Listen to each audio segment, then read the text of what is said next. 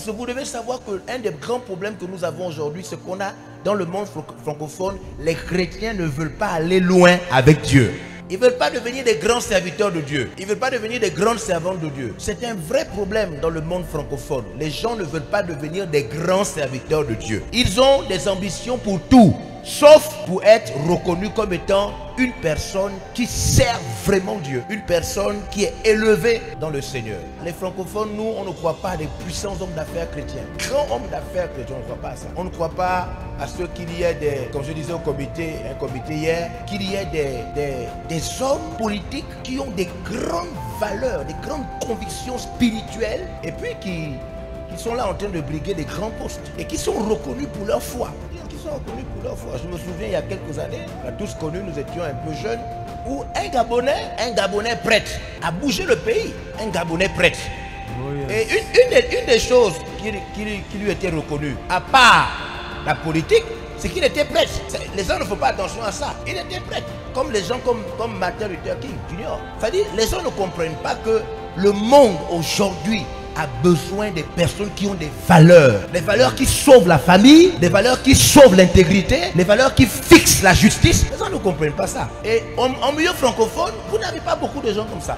Vous n'avez pas des gens qui veulent être grands avec des valeurs qu'ils prônent. Il n'y a pas beaucoup de gens comme ça en milieu francophone. Yes.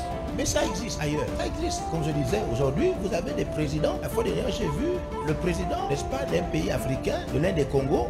Comment on a baptisé à la piscine. J'ai vu comment on a baptisé le président de la République. Le président de la République s'est laissé filmer en train d'être baptisé à la piscine. Le président de la République.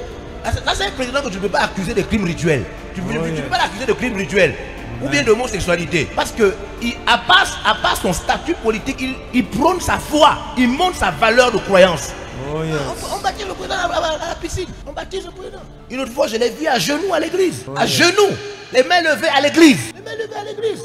À genoux. C'est incroyable. J'ai vu le président américain avec sa Bible. À quelques mètres de la présidence. À la grande cathédrale. Avec sa Bible comme ça. Président américain. Plus grande puissance du monde.